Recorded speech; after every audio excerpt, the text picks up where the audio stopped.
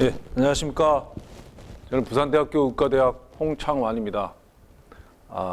코로나 사태로 이렇게 직접 만나서 강연을 드리지 못한 부분들 굉장히 아쉽습니다.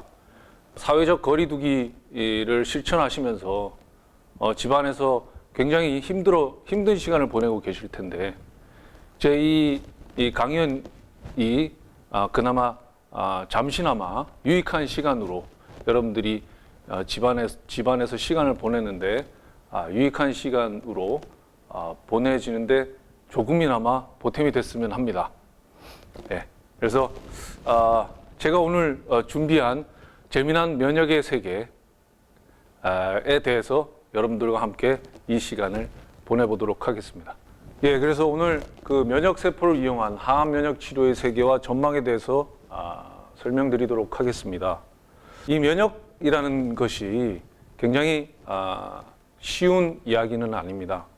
그런데 오늘 제가 준비한 강연은 한번 들으시면 어느 정도 면역이 이런 거였구나라는 것을 아마 아시게 되실 거고, 어떻게 이 면역학이라는 것이, 이 기초 면역학이라는 연구가 어떻게 질병을 치료하는 질병 치료에까지 적용이 됐는지 아마 여러분들이 쉽게 이해하실 수 있을 거라고 생각하면서 바라봅니다.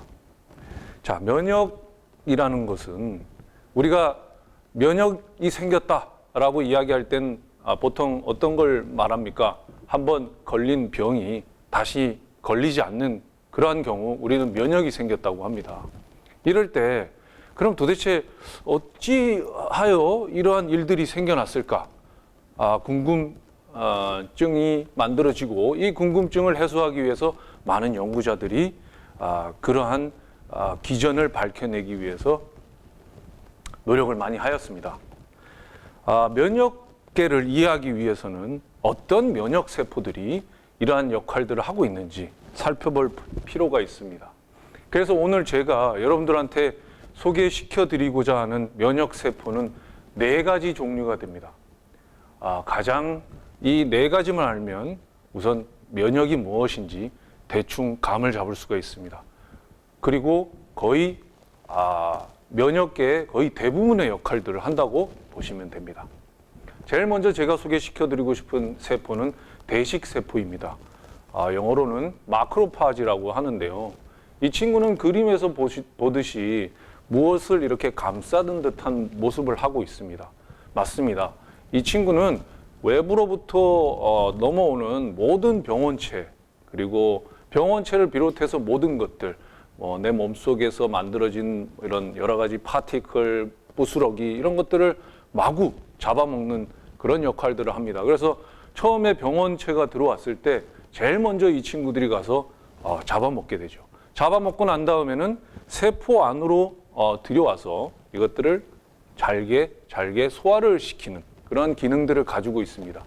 그래서 우리가 이러한 세포들이 작용하는 이 1차 방어 면역 반응을 선천성 면역 반응이라고 합니다. innate immune response라고 하지요. 그래서 이 친구들이 1차적으로 굉장히 중요한 일들을 하지만 이 세포들만 가지고는 완벽하게 외부로부터 들어온 병원체들을 제거하기에는 역부족인 것입니다. 그런데 우리는 굉장히 아주 강력한 전투력을 가지고 있는 그런 방어에 관련된 세포들이 존재를 하고 있습니다. 여기 옆에 보이시는 이 3가지 세포가 그런 일들을 하는 세포들입니다.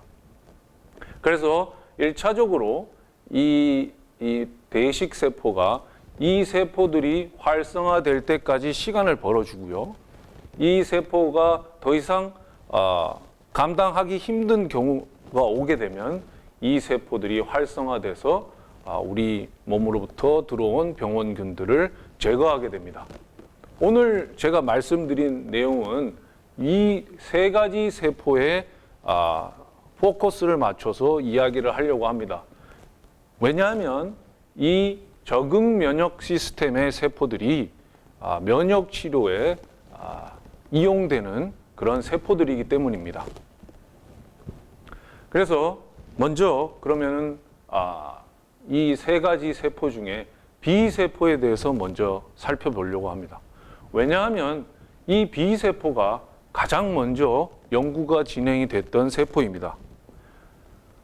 원래 이 B세포를 먼저 발견한 것이 아니라 B세포가 만드는 항체를 제일 먼저 발견하게 됩니다. 그것이 1890년이고요. 서양의 과학자 에밀 본 베어링과 그다음에 일본인 과학자 시바사부로 기타사토라는 그런 과학자가 둘이서 공동 연구로 이 항체라는 것을 발견하는데요. 이 기타사토 박사가 로버트 코 랩에서 디프테리아를 실험실에서 배양하는 데 성공을 합니다. 최초로. 그래서 디프테리아에 의해서 나타난 질병 치료를 연구하던 중에 디프테리아가 감염된 동물에서 혈액을 뽑아 거기에 있는 혈청을 디프테리아가 감염돼 있는 다른 동물에게 우리가 전달해 줬을 때 그 동물이 다 나아버린 것이죠.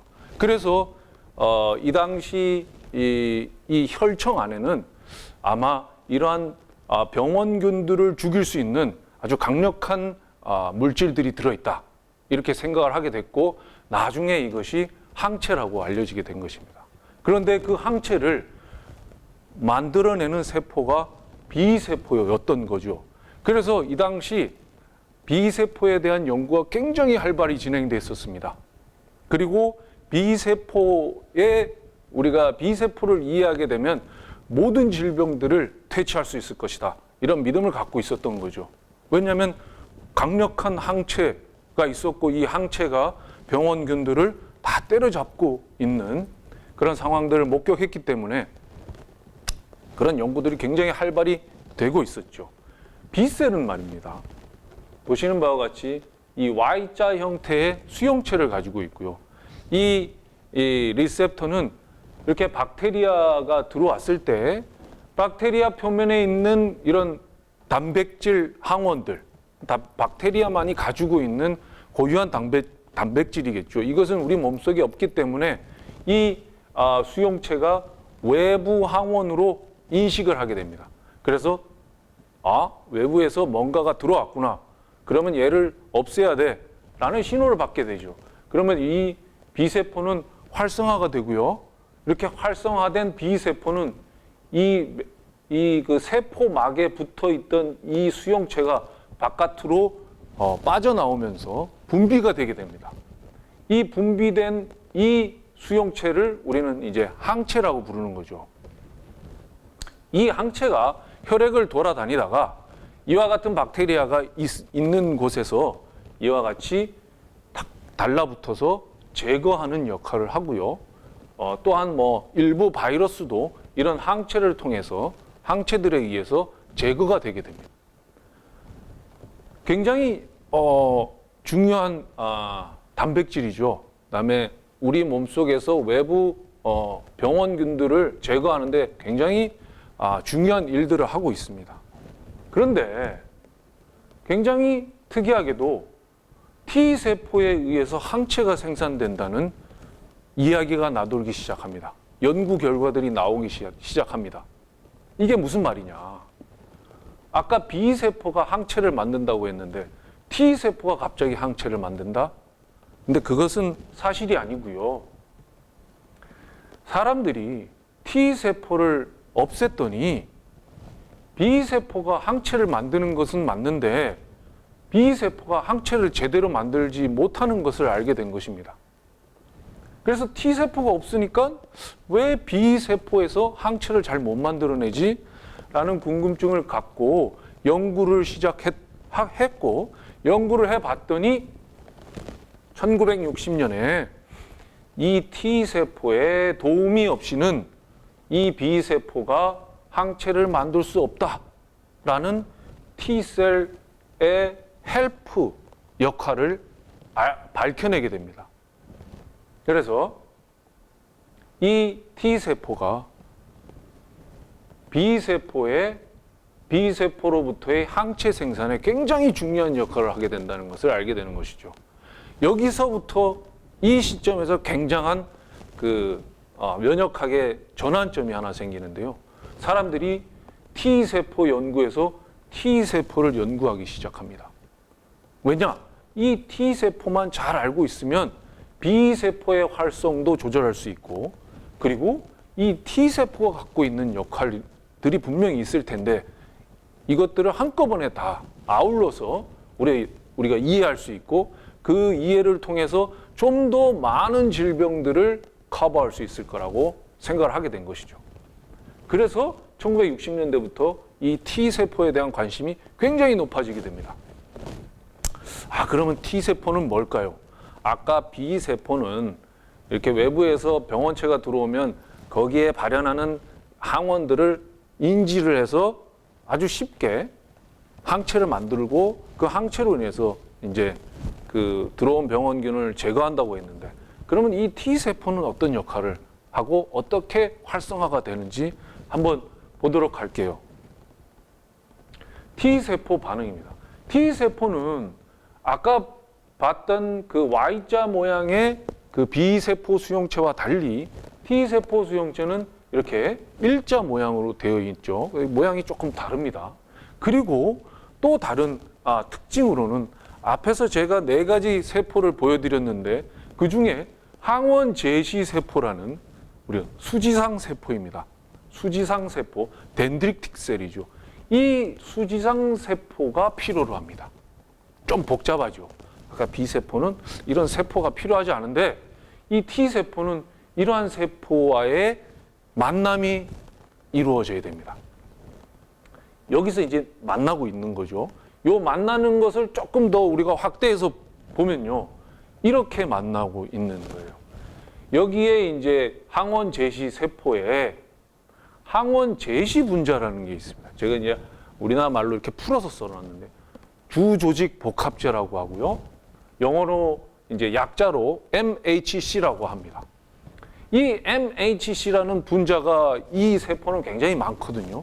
이게 무슨 역할을 하냐면 아까 항원은 그냥 박테리아 표면에 막 붙어 있었는데 이 항원은 이 세포가 이 세포 안에서 이렇게 잘게 부숴가지고 만들어진 일부분이고 이 일부분을 담을 수 있는 그릇과 같은 역할을 합니다.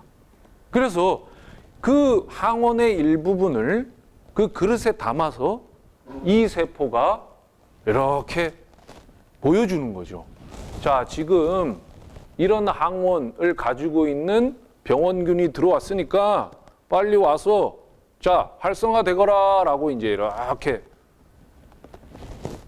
보여주고 있습니다. 우리가 프리젠테이션, 그래서 프리젠팅 셀이라고 하거든요. 예, 프리젠테이션 하고 있어요. 춤도 추고 막 노래도 부르면서 막 불러드립니다. 그러면 이제 이 T세포가 와가지고 이걸 보게 되는 거죠. 이 수용체로 인해서. 이렇게 보게 되면 그때 이제 뭔가가 들어왔구나. 내가 나서야 될 때군. 하고 이 친구는 굉장히 전투력이 강합니다. 어마어마하게 강해가지고 심지어 암세포도 죽일 수 있습니다. 그리고 교묘히 이 마크로페지나 이런 것들이 잡히지 않은 교묘하게 이렇게 피해간 그 바이러스가 감염된 세포들 이런 것들도 딱 찾아가서 죽일 수가 있는 아주 강력한 그런 T세포입니다. 그래서 이렇게 만나서 활성화가 된 T세포는 이와 같이 감염된 세포나 암세포를 찾아가서 딱 죽일 수가 있는 거예요. 지금 현재 우리 몸에서도 매일 365일 24시간 매분 매초마다 암세포가 하나씩 만들어지고 있습니다. 그거를 이 친구들이 지금 다 컨트롤하고 있는 거예요. 감시하고 있다가 생기는 족족 가서 죽입니다. 어마어마한 역할을 하고 있는 세포들이죠. 그래서 우리 몸은 B세포, T세포, 마크로페이지도 마찬가지고 그런 세포들의 면역 반응에 의해서 이게 유지가 되고 있는 것입니다. 그리고 굉장히 강력합니다. 아까 말했듯이 암세포도 제거를 하고 있으니까요. 그런데 한번 보세요. 우리가 꽃가루가 날리는 어느 날 친구랑 길을 걸어가고 있는데 한 친구는 재채기를 하면서 눈물 흘리고 막 울긋불긋해지고 막 그렇습니다. 알러지 반응이 일어나요. 근데 한 친구는 아무렇지도 않아요. 그 꽃들을 즐기면서 너무너무 행복합니다. 아무렇지도 않아요. 아프지도 않고. 근데 한 친구는 머리도 아프고 막 난리가 났습니다. 그 왜 그런 것일까요? 불필요한 면역 반응이 일어나고 있는 것이거든요. 그래서 우리는 평소에는 아무렇지 않은 상태로 유지되고 있는 이 면역의 밸런스, 이것이 굉장히 중요합니다. 이 밸런스가 무너지면 이제 몸에서 이상이 오기 시작하는 거예요. 너무 면역력이 약해도 문제고 너무 강해도 문제인 겁니다. 만약에 약한 경우는 이와 같이 이런 세포들이 평소에 막 생겨나는 암세포들을 제거하지 못하게 되고 몰래 암세포들이 자라게 되죠. 그런 경우가 있기 때문에 항상 면역은 이렇게 밸런스를 유지하면서 항상성을 유지하게 되어 있습니다. 그 상태가 가장 건강한 상태라고 볼 수가 있습니다. 그렇다면 이렇게 강력한 B세포와 T세포 반응과 이런 시스템을 갖고 있음에도 불구하고 왜 우리는 맨날 아픈 사람들이 생기고 막 암이 생기고 그런 걸까요? 그리고 왜 이런 강한 면역 시스템을 가지고 있는데 왜 면역을 이용해서 이런 질병들을 치료하려고 생각하지 않았을까요? 왜 이제서야 솔직히 이제 와서 최근 들어서 한 10년 이 면역 치료가 곽광을 받고 있습니다. 그 전에는 왜 그렇게 각광을 받지 못했을까요? 왜 이제 와서 이렇게 면역 치료가 사람들의 이렇게 관심을 받게 됐을까요? 그 이유는 항암 면역 치료와 관련해서 제가 말씀을 드리는 거기 때문에 암 질환에 대해서 기존에 대한 관점을 우리가 살펴볼 필요가 있습니다. 이전에는 환원주의적 관점으로 이 암이란 질병, 그러니까 암의 덩어리 속에 암세포로만 꽉 차 있다는 생각을 가지고 있었어요. 단순하게. 그게 또 틀린 것도 아닌 것이 원래 암이라는 것이 하나의 세포가 유전자 변이, 돌연 변이가 일어나서 이게 무제한적으로 증식을 하는 거기 때문에 그 덩어리는 그 암세포로만 이루어졌을 거라고 생각을 한 거예요. 그래서 가장 우리가 고전적인 방법인 이 외과적인 수술 혹은 그다음에 방사능이 발견되면서 라디에이션을 쪼이고 그다음에 케모를 이용해서 화학 물질을 이용해서 이 암세포를 죽이려고 하는 이런 시도들을 해왔고 지금도 하고 있습니다. 이와 더불어서 이런 관점에서 그러니까 암세포를 타겟으로 하는 표적 항암제라는 것에 굉장히 많은 연구들이 진행이 되어 왔습니다. 그래서 이 표적 항암제, 이 덩어리들이 암으로만 채워져 있으니까 암을 연구를 열심히 해서 왜 암이 변이가 생겼고 왜 암이 무제한으로 증식을 하는지 그 기전을 밝히고 그걸 막으면 우리가 암을 정복할 수 있다는 개념이었던 거죠. 틀린 말은 아닙니다. 이것이 굉장히 성공을 해서 표적 항암제 글리백이 나왔으니까요. 이게 2001년, 그러니까 2000년 초반에 이 표적 항암제가 나오면서 굉장히 좋은 효과를 보이고 있고 암 연구에 있어서 한 단계 진보한 그런 획기적인 성과이긴 하지만 한편으로 면역학자들에게는 이 흑역사가 시작되는 것입니다. 이 표적 항암제를 그러니까 암을 타겟으로 하는 연구들을 해야지 암을 정복할 수 있지 왜 쓸데없이 면역 세포를 가지고 암을 자꾸 잡으려고 하느냐 라는 소리를 이제 듣기 시작하면서 연구비도 많이 줄고 그 연구의 인기가 자꾸 떨어지고 면역학자들은 그냥 그런가 하면서 의아심을 갖고 의구심을 가지면서 좀 이렇게 흑역사를 갖기 시작하는 거예요. 그런데 우리 면역학자들이 생각하는 암은 이렇게 단순하지 않다는 것을 연구를 통해서 알게 됩니다. 그래서 지금은 모든 사람들이 동의하고 있는 종양 미세 환경이 생긴 거죠. 종양 미세 환경. 이 종양이라는 것이 종양 덩어리가 이 암세포로만 이루어진 것이 아니라 아주 많은 세포들이 이렇게 함께 지금 공존하고 있다는 것이 이제 통설입니다. 더군다나 혈관까지 있어서 이 암세포가 혈관을 신생하게 만들고 신생혈관을 통해서 혈액을 통해 영양분과 산소를 공급받아 자기들이 잘 살 수 있는 환경을 만든다는 것이죠. 이 종양 미세 환경을 잘 보면 B세포도 들어있고요. T세포도 있고 아까 제가 앞에서 말한 항원 제시세포, 그다음에 대식세포 다 있죠. 그죠? 거기에 이제 뭐 가령 면역을 억제하는 세포들도 같이 있고 이런 환경들이 있는데 이 환경이 엄청나게 중요합니다. 왜냐하면 이 암세포가 본인들이 잘 자라게 하기 위해서 굉장히 세포 분열 친화적인 환경을 조성을 하고요. 반대로 면역 세포에게는 굉장히 나쁜 면역 반응 억제 환경을 조성하게 됩니다. 우리가 이런 환경 속에서 가장 대표적으로 이 면역 억제 환경을 만드는 가장 대표적인 것이 이 바로 면역 관문이라는 것이에요. 그래서 원래 우리 몸에 있는 면역 시스템은 아까 제가 이야기했듯이 과도한 면역 반응을 막기 위한 시스템이 있습니다. 브레이크와 같은 것들이 있는데요. 자동차로 말하면 그 브레이크 역할을 하는 것이 이 면역 관문입니다. 근데 교묘하게도 이 암세포는 그 면역 관문을 그 브레이크를 밟을 수 있는 그런 아주 독특하고 교활한 방법을 가지고 있는 거예요. 그래서 그 브레이크를 밟아서 더 이상 여기 들어와 있는 이 반응, 아주 제가 말씀드렸죠. 강력한 전투력을 가지고 있는 이런 T세포들이 전혀 작동할 수 없게 완전히 이제 무능력하게 만들어버리는 거죠. 우리는 그거를 기진맥진 T세포라고 부릅니다. 영어로 우리나라 말로 기진맥진이 맞을 것 같아요. Exhausted T셀이라고 합니다.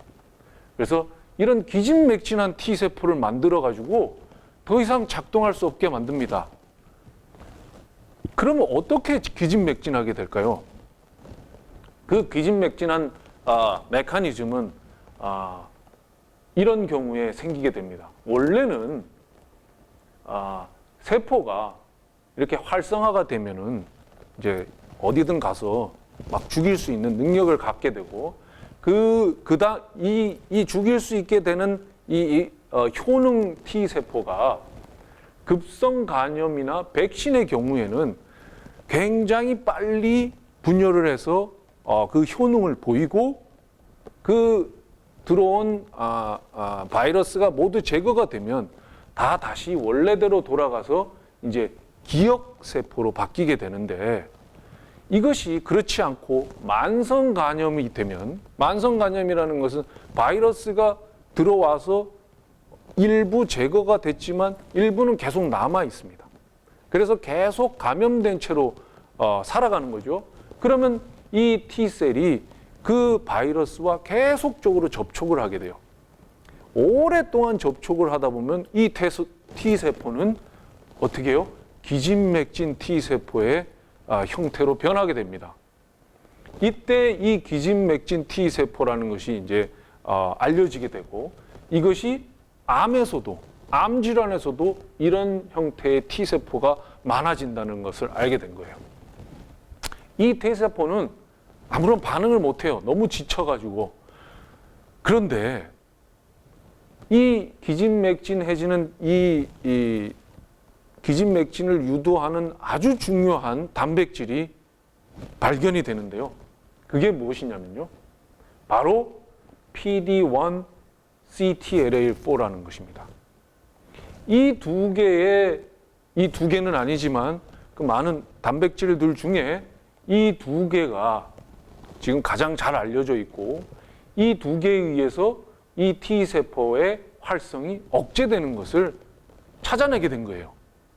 그래서 암과 같은 질환 또는 만성 간염에 걸려 있는 그런 환자들로부터 T세포를 보면 이러한 단백질들이 굉장히 많은 거예요. 그래서 이 T세포가 분명히 그 바이러스나 암을 죽일 수 있는 능력이 있음에도 불구하고 자기의 능력치를 제대로 발휘를 못하게 되는 거죠. 그래서 그 다음 이거를 찾아낸 사람이 바로 제임스 앨리슨과 타스쿠 혼조 박사입니다. 참 좀 씁쓸하게도 아까 그 처음에 제가 보여드린 슬라이드에도 노벨상을 받을 뻔한 일본인 과학자 1890년에 있었듯이 최근에 또 이러한 어마어마한 발견을 또 일본인 과학자가 또 하게 되었습니다. 조만간 10년, 20년 안에 이 사진에 한국인 과학자가 이렇게 올라오는 날이 빨리 오기를 기대를 해봅니다. 그래서 이 혼조 박사가 PD-1을, 앨리슨 박사가 CTLA4를 발견하고 2018년에 노벨상을 받게 되죠. 어마어마한 전기를 마련하게 됩니다. 면역을 이용해서 치료제를 개발할 수 있게 되는 아주 결정적인 그런 발견이 되는 거죠. 그래서 아주 간단합니다. 이 두 단백질에 의해서 T세포가 억제되어 있으니 이 두 단백질이 작용하지 못하게 하면 우리가 가지고 있는 이 시스템으로 암이라는 질환을 정복할 수 있을 것이다 라고 생각을 한 겁니다. 그래서 간단합니다. 이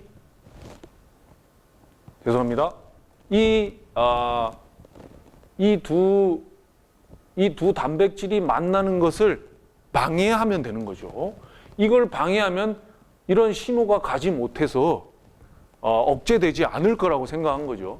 그래서 우리가 가장 많이 사용하는 이러한 단백질들이 서로 만나지 못하게 기존에 많이 사용하던 것이 바로 항체입니다. 항체를 이용해서 이 CTLA4를 CD80과 만나지 못하게 이 항체로 막아버리는 거죠. 또 PD-1을 이 항체로 막아버리면 얘랑 같이 결합을 못하겠죠. 그리고 이 PD-1과 결합하는 이 단백질 또한 이 항체로 이제 잡아서 서로 결합을 못하게 만드는 것이에요. 자, 그러면 이것이 결합을 못하면 억제 신호가 가지 못해서 이 활성 신호가 T세포 수용체로 들어온 이 활성 신호가 유도가 되고 T세포는 암을 죽이게 되는 결과를 가져왔습니다. 그래서 이러한 것을 바탕으로 해서 바로 그 유명한 면역 관문 억제제 치료제가 만들어집니다. 어마어마한 이슈가 됐었죠. 2010년도에 FDA에는 2011년에 승인을 받았고요. 이 약을 이용해서 많은 환자들이 치료가 됩니다. 먼저 BMS에서 여보이라는 치료제, 이거니까 생약입니다. 생약. 어떤 우리가 흔히 알고 있는 그런 케미칼로 만든 알약이 아니라 엔티바디, 이 엔티바디가 들어있는 액체인 것이에요. 이 여보이라는 작품, 이 블록버스터 신약이 나왔고요.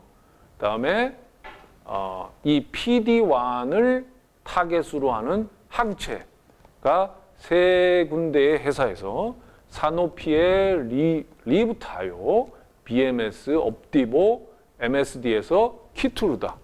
이 키투르다가 굉장히 지금 많이 사용이 되고 있죠. 그래서 효과도 굉장히 좋고, 그 다음에 이 PDL1을 L12 여기에 해당하는 엔티바디로 로시에서 티센트릭, 머크에서 비젠티오, 아스트라제네카에서 인핀지 이런 안티바디 생약제제들이 개발이 됩니다. 이 면역 관문 억제제, 그러니까 면역 치료이죠. 이 면역 치료가 어떤 획기적인 그 전환을 가져왔냐면요. 이것이 면역 억제제 성과를 보여주는 대표적인 그래프가 됩니다. 기존에는 이 보라색 라인이 이제 그 서바이벌, 그러니까 생존 곡선입니다. 그래서 케모세라피를 했을 때 생존 곡선인데요.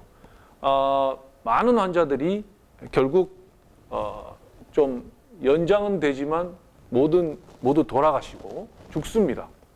그리고 나온 것이 표적항암제, 제노미칼리 타겟한 세라피를 통해서 어느 정도 생명이 연장되는 효과를 보았습니다. 이 생명이 연장되는 이것도 굉장히 큰 역할을 합니다. 항암 치료에서 생명 연장이 됐기 때문에 완전히 치료는 못했지만 우리가 어느 정도 수명을 연장시킬 수 있다면 거기에 굉장히 큰 의미가 있거든요. 그래서 이거 정도가 굉장히 큰 의미가 있다고 생각할 시기에 이와 같은 면역 관문 억제제, 면역 치료제를 통해서 심지어 오랫동안 생존하는 사람들이 생기기 시작하는 겁니다. 지금 이게 한 20% 정도 되는데요. 이런 면역 관문 억제제를 통해서 거의 수명 연장이 되는 것이 아니라 완전 치료하는 그런 환자들이 생기기 시작합니다. 어마어마한 그러니까 항암 치료에서 어마어마한 전환기를 맞기 시작하는 것이죠. 그리고 모든 사람들이 면역 치료에 대한 그 관심을 굉장히 많이 이제 쏟게 됩니다. 그런데 말입니다. 이렇게 사람들이 심지어 이제 가장 좋은 또 예로 지미 카터 대통령이 흑색종으로 굉장히 오늘 내일 할 때 이 치료제를 통해서 완치되는 그런 뉴스들이 나오면서 더 많은 사람들이 관심을 가졌었죠. 그런데 이게 이제 또 한계가 있습니다.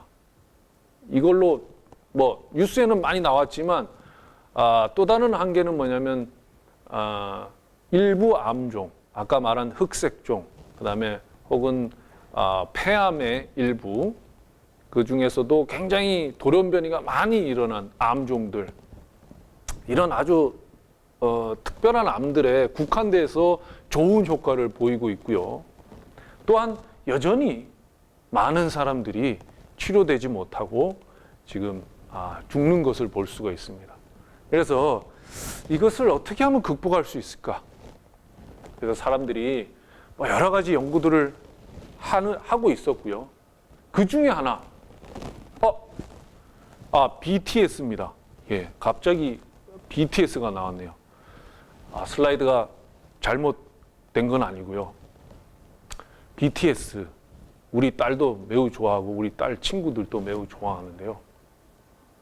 이 BTS를 제가 이렇게 가지고 온 것은 어떤 분들은 눈치채셨을지도 모르겠는데, B는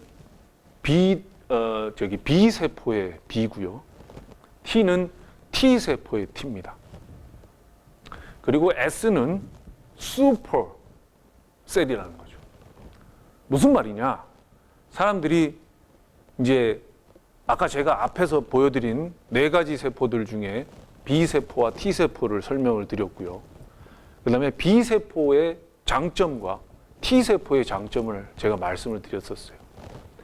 B세포가 가지고 있는 장점이 있습니다. 단점도 있지만 장점은 뭐냐면 아까 B세포 수용체는 직접적으로 항원을 가서 인식을 한다고 했어요. 그리고 그 인식하는 그 정도가 아주 강합니다.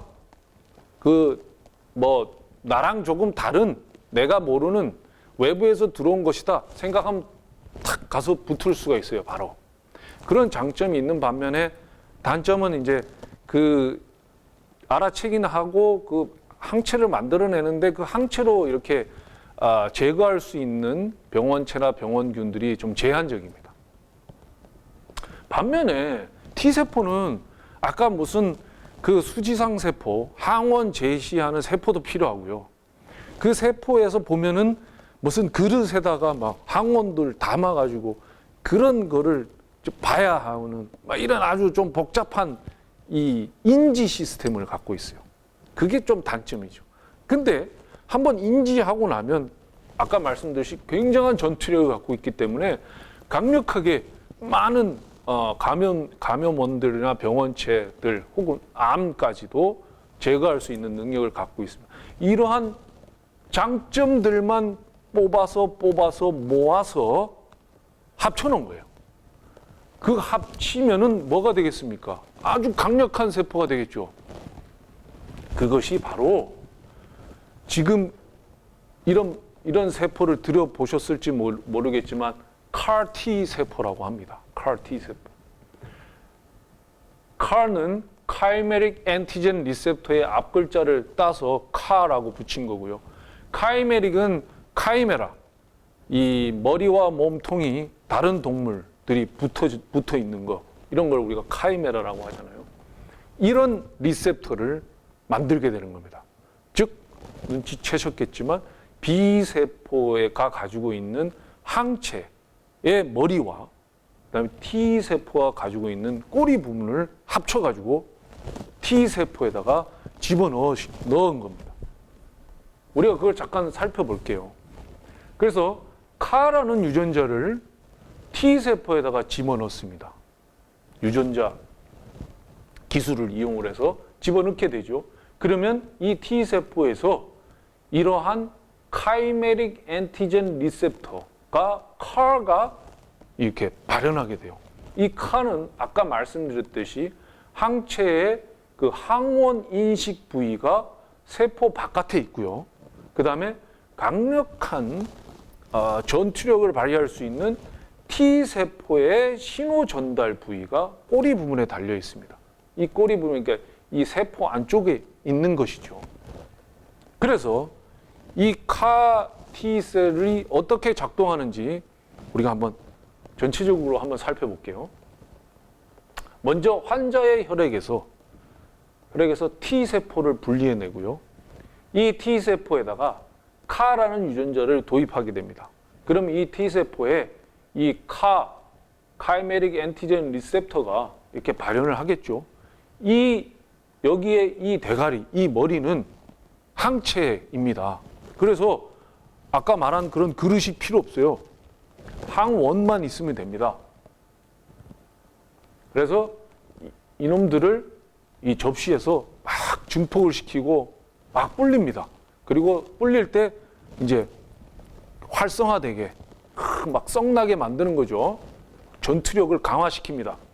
이 실험실에서. 그 다음에 이것을 환자에게 주사를 하면 이 세포가 암세포를 찾아가서 아까 말한 것처럼 항원 항체 반응처럼 바인딩을 그러니까 이렇게 탁 붙는 거죠. 강력한 친화력으로. 그래서 붙기는 항원 항체 반응으로 붙지만 안에 들어가는 신호는 T세포가 가지고 있는 신호를 보내게 됩니다. 그래서 강력한 전투력을 발휘하게 되고 암세포를 제거하게 되는 것이죠. 이러한 치료법을 발견하고 이것이 얼마나 강력한 효과를 보이는지 보여주는 데이터를 제가 가지고 왔습니다. 여기 보이는 이 파란색 커다란 이 동그라미들이 암세포, 혈액암입니다. 재발했고 어떠한 항암제도 듣지 않는 거의 오늘 내일 하는 말기 혈액암 환자에게 이 CAR-T 세포를 아까 보여드렸던 그러한 방법으로 만들어서 주입을 했더니 보시는 바와 같이 이러한 암세포들이 완전히 사라지는 것을 발견한 것입니다. 또한 이러한 CAR-T 세포 주입을 받은 90%의 환자에서 완치되는 효과를 보인 몇 퍼센트요? 90%입니다. 아까 면역 관문 억제제 20%에서 이제 90%가 된 거예요. 그러니까 모든 사람들이 어마어마하게 놀라게 된 것이죠. 이제 암이 완전히 정복될 것이다. 이렇게 생각을 하는 거죠. 와, 대단한 효과를 보였습니다. 그래서 많은 사람들이 관심을 가졌고 많은 제약회사들이 이러한 방법으로 항암 치료제를 개발하게 되는 거죠. 그래서 2017년에 드디어 FDA 승인을 받고 어마어마한 그 대형 제약회사인 노바티스에서 킴리아라는 이름으로 제품을 출시하게 됩니다. 이거는 약이 아니고 세포입니다. 그러니까 액체에 세포가 가득 담겨 있는 거죠. 그거를 이제 내 몸속에 주입을 하는 거죠. 그 다음에 카이트 파마라는 벤처 회사가 길리어드라는 대형 제약회사에 이 기술을 이전을 하고 이 길리어드가 예스카르타라는 이름으로 이 치료제를 개발하게 됩니다. 또한 주노라는 그 바이오 벤처 회사가 이 기술을 가지고 임상을 하다가 이 회사는 임상을 실패를 했어요. 그러니까 실패한 이유는 많은 환자들이 사이토카인 릴리즈 신드롬이라고 이 세포를 트리트했을 때 나타나는 부작용으로 많은 환자들이 죽으면서 임상에 실패했습니다. 하지만 워낙에 기술이 획기적이다 보니 셀젠에서 이 기술을 실패한 기술을 심지어 사갔습니다. 여기 보이는 이 숫자는 이 사람들이 사가지고 간 금액입니다. 15억, 10억 이게 아니고요. 15조, 10조로 이 기술을 사가지고 간 것입니다. 그 기술이라는 것이 비행기 100대, 200대가 아니고요. 그냥 아까 말씀드린 B세포의 대가리와 T세포의 꼬리를 다룬 그 기술입니다. 그 기술이 10조의 가치, 15조의 가치를 갖는 거예요. 그러니까 지금 면역학을 하고 있는 면역학자로서 한편으로 굉장히 자부심도 있고 이러한 연구들을 할 만하다라고 여러분들께 말씀드릴 수가 있습니다. 나도 머리 잘 써서 좋은 거 발견해내면 뭐 10조는 아니더라도 한 뭐 1000억이라도 벌 수 있지 않을까? 그렇게 한번 희망을 가질 수 있지 않겠습니까? 그죠? 그래서 아무튼 뭐 돈 때문에 연구하는 건 아니지만 이렇게 사람도 치료하고 돈도 많이 벌 수 있다면 얼마나 좋겠습니까? 그런 측면에서 그런 생각들을 한번 해보고요. 지금 이걸 보고 계시는 많은 학생들도 있을 텐데요. 면역학이라는 학문을 한번 시도해 보는 것도 좋은 방법일 것 같습니다. 자, 그런데 말입니다. 이 치료제가 이렇게 획기적인 효과, 엄청난 드라마틱한 효과를 보임에도 불구하고 또 한계가 있어요. 또 어떤 한계가 있느냐. 참 안타깝습니다. 그죠?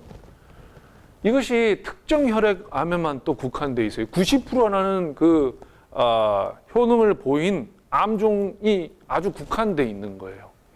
그 외의 암종, 원래 혈액암을 차지하는 많은 암종들에서는 또 잘 듣지가 않는 거예요. 그런 제한된 효과가 있다는 안타까운 그 한계가 있고요. 또 다른 한계가 또 뭐냐면 또 고형암입니다. 그 면역 관문 억제제도 뭐의 경우에는 일부 고형암에 대해서 효과가 있지만 그것도 일부고요. 얘는 고형암에 대해서 아직까지 이렇다 할 효과를 보이지 못하고 있습니다. 원래 이 암이라는 거는 90% 이상이 고형암입니다. 그래서 고형암에서 효과가 있어야 이게 진짜 엄청난 치료 효과가 있을 것이다.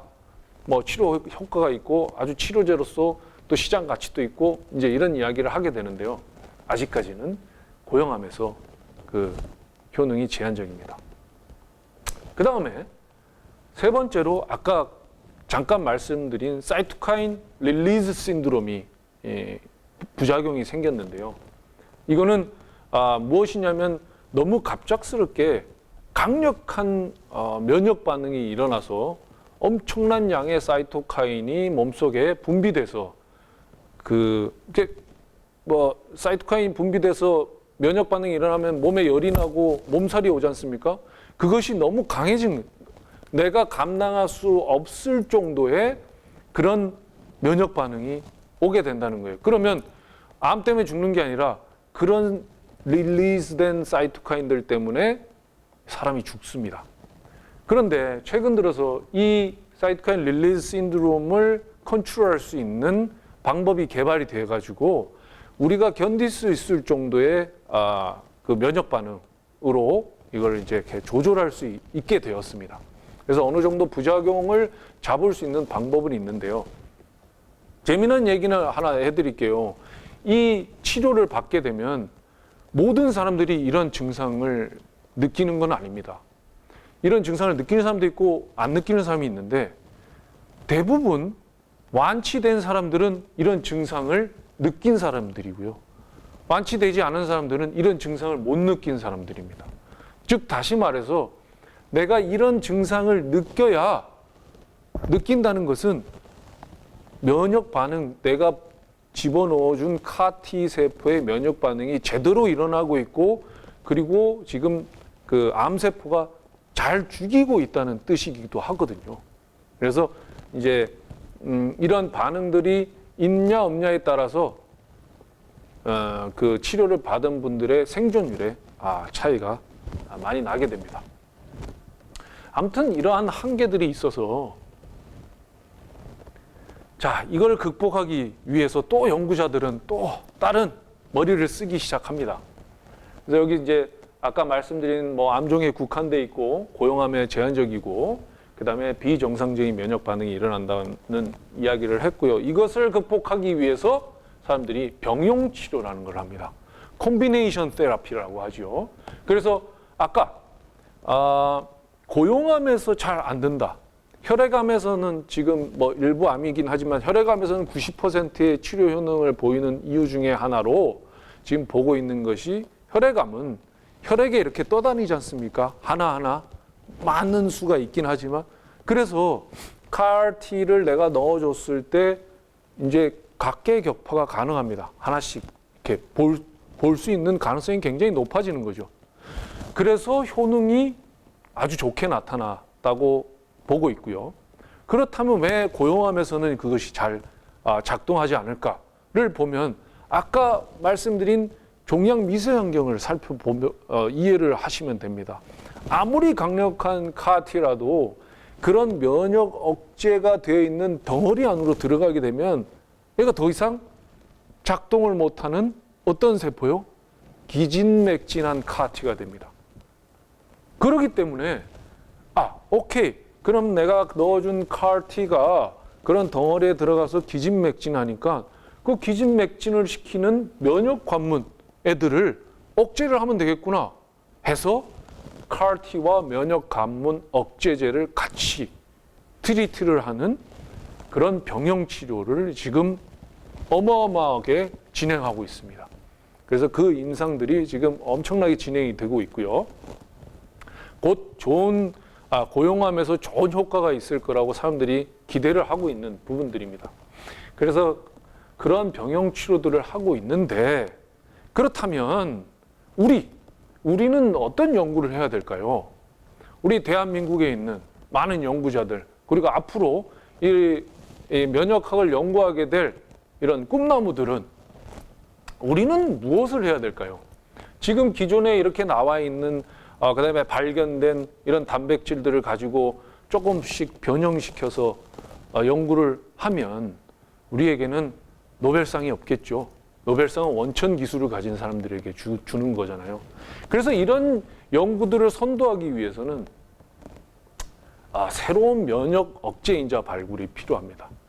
그래서 우리 실험실에서도 이런 새로운 면역 억제인자 PD-1, CTLA-4와 같이 면역 관문, 면역을 억제하는 그런 인자들이 뭐가 있을까?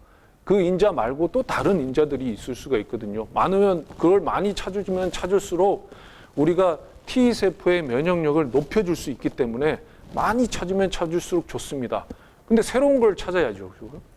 우리 실험실에서도 그런 일들을 하고 있습니다. 그래서 우리 실험실에서 그런 걸 찾기 위해서 다시 이 종양 미세 환경을 들여다보기 시작한 것이죠. 종양 미세 환경을 들여다보면 많은 면역 억제와 관련된 요인들이 있습니다. 첫 번째로 활성산소가 굉장히 고농도로 이 종양 안에 들어있고, 면역 관문 아까 설명드렸고요. 그 다음에 암세포의 다양성. 이 암이라는 것이 세포 하나가 2개가 되고 4개가 되고 분열을 해서 덩어리를 만든 것인데, 그럼 모든 세포들이 다 똑같을 거라고 생각을 했었거든요. 근데 자세히 보니까 다 똑같지가 않고 조금씩 다른 세포들이 존재하고 있다는 것을 알게 됩니다. 그러면 조금씩 다르니까 이것을 타겟팅하기가 더 어려워지는 것이죠. 그 다음에 면역 억제 세포, 면역을 억제하는 세포들도 같이 있습니다. 그 다음에 T세포의 이동 문제, 이 아무리 좋은 T세포가 있어도 이 종양으로 가야 되는데 이게 가지 못하는 문제들. 그 다음에 물리적인 장벽이 있죠. 이 암 덩어리는 아주 단단한 매트릭스로 쌓여 있습니다. 그리고 그 안에는 이렇게 비집고 들어갈 그런 틈조차 없는 아주 촘촘한 형태로 이루어져 있기 때문에 이런 물리적 장벽을 또 헤쳐나가야 됩니다. 그 다음에 대사작용, 이 암세포들이 대사 산물들을 굉장히 많이 만들어냅니다. 이 대사작용을 통해서 만들어낸 이 대사 산물들이 면역을 억제하는데 또 크게 기여를 하고 있어요. 그 다음에 면역 억제 사이토카인들이 또 많이 분비가 되고요. pH, 그 다음에 산소 포화도 뭐 엄청나게 많은 요인들이 있습니다. 이 요인들 중에서 우리 실험실에서는 이 활성산소, 고농도 활성산소에 이렇게 관심을 갖기 시작했고요. 그런 이유는 이미 기존에 이 종양 내 활성산소와 면역 억제, 그런 면역 억제에 있어서 이 활성산소의 기능이 이미 알려져 있었습니다. 그래서 이 종양 내에 있는 활성산소가 T세포의 면역 반응을 억제하고, 그로 인해서 T세포의 종양세포의 분열과 그로스, 성장이 빨라진다. 이런 결과들이 있었기 때문에 이 활성산소에 반응을 하는 인자가 중요한 역할을 할 것이다. 이렇게 생각을 한 것이죠. 그래서 문헌을 조사해 보니까 활성산소에 반응하는 인자가 아직 T세포에서는 연구가 되어 있지 않은 것을 알고, 그러면 활성산소에 반응하는 인자를 T세포에서 찾아보자.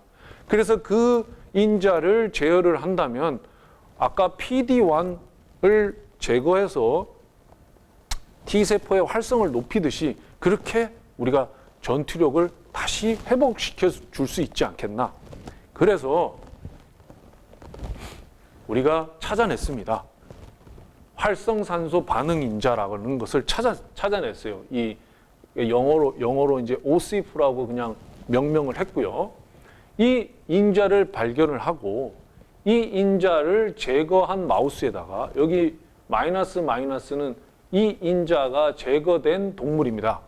그 동물과 제거되지 않은 동물에다가 암세포를 심고 자라는 것을 관찰을 했는데요. 보시는 바와 같이 이것을 제거하니까 암세포가 증식하는 게 굉장히 느려졌어요. 여기 보면 덩어리가 굉장히 작아졌죠.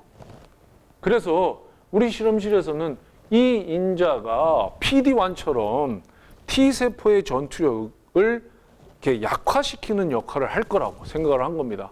그래서 이 인자를 만약에 우리가 없앤다면 확실히 그 T세포의 활성을 높여주고 항암 면역 반응이 강하게 일어날 것이다. 이렇게 예상을 하고 지금 열심히 많은 이 연구자들과 함께 연구를 하고 있습니다.